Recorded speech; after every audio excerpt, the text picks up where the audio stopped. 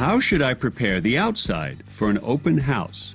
Professional staging may include the exterior, but if you're doing it all yourself, try these 5 things.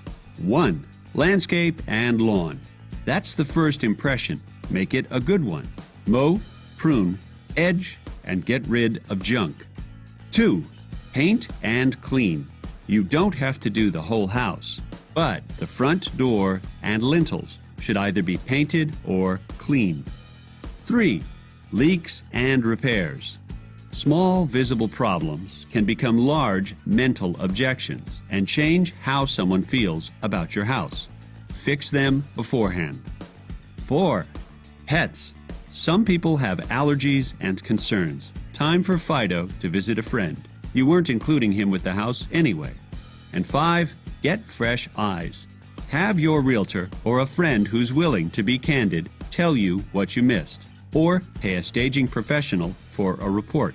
We don't really see familiar things well, so let them be your test buyer so you can present the best first impression to the real ones.